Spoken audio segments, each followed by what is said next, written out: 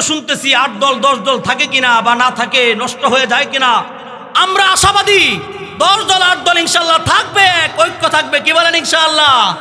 যদি এই 8 দল 10 দল কারো কারণে ক্ষমতার লোভে অথবা অন্য কোনো লোভে যদি কোনো কারণে 8 10 দল কারো কারণে ব্যর্থ ঘটে, আপনি ইতিহাসের পাতায় কঠিন গাদ্দার নামে পরিচিত থাকবেন। কথা কয় না? আমরা চাই বাংলাদেশের সমস্ত জনগণ, শুধু এখানের না পুরা দেশের মধ্যে আওয়াজ উঠছে, আপনারা আসেন, এবার আপনাদেরকে আমরা ক্ষমতায় দেখতে চাই। ইসলামের আদর্শ কত ভালো, সুবহানাল্লাহ। বললে লাভ কি? ইসলামকে তো ক্ষমতায় আনবেন না। কথা কয় না?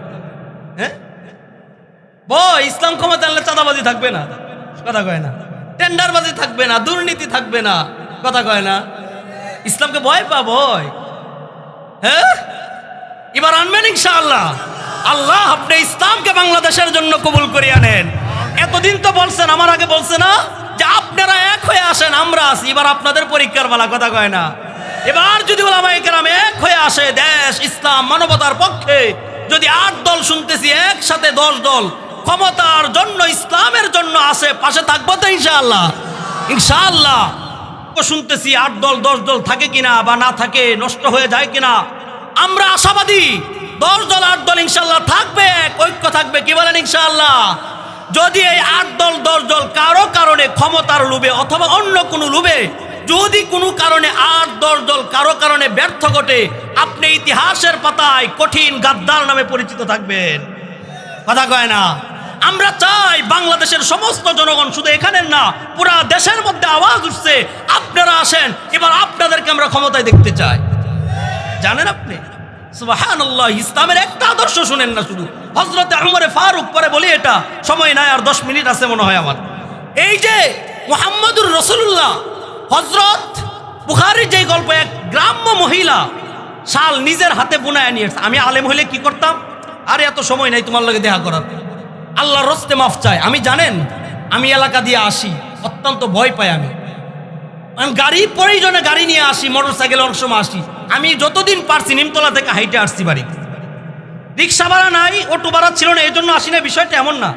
আমার মনে এটা লাগে, আমি যে গাড়ি দিয়ে যাইতেছি, আমার একজন মুরব্বী দাদা, সবাই আমার দাদা চাচা, সামনে পড়ে গেলে আমি তো লজ্জা লাগবে। এটা মনের মধ্যে কি না কি এসে যায়।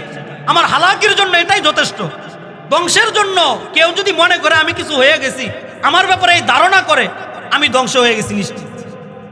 এই জন্য এলাকার যারা যত কিছু হয়ে যান, যত কিছু হয়ে যান, আপনি এলাকায় সামান্য একজন নগণ্য একজন নাগরিক। কথা বুঝছেন? আমি মুফতি সাহেব, আমারে কেন আরেকজনের সালাম দিবে? সালাম কি ওনার জন্য? এটা আমার জন্য সালাম দরকার। আমারে কেন আগে জিজ্ঞাসা করবি?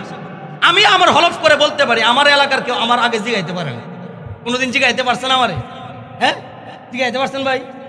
আমি যেই না দেখি নাইমা একদম প্রয়োজনে গাড়িতে, ওই দিন তারাকান্দে একজনের সাথে গাড়িতে নামছি, নাইমা দেখা করছে, আপনার বাড়ি দাদরা মুখ জাগানা ফোঙ্গা স্কুলের এনে। এটা শুধু আমার জন্য বলি না, এটা যারাই যেই লাইনে শিক্ষিত সবকিছু বাইরে, এলাকায় কিছুই না। এলাকা আমার এলাকা। কথা কয় না? আমার মসজিদ, আমার মধ্যে, সেখানে আমি কিচ্ছু না, কিচ্ছু না। কিছু যদি মনে করছেন তো ধ্বংস হয়ে যাবে। এই জন্য আমি আপনাদের প্রত্যেক মাহফিলে এই দোয়াই চাই, যেন ভিতরে কিছু না আইসা যায়। এটা আইসা পড়লে আমার জীবন হালাক হয়ে যাবে। বাপ মার কাছে এই দোয়াই চাই যে আপনারা শুধু এই দোয়াটা করবেন, যেন আপনাদের সামনে কোনোদিন কথার আওয়াজ উঁচু না হয়ে যায়, আপনাদের খ্যাতবরটা যেন মৃত্যু পর্যন্ত করতে পারি, এই দোয়াটাই শুধু চাই। এই জন্য এলাকার যত ভাই আছেন, এটা আমার অধিকার, দায়িত্ব।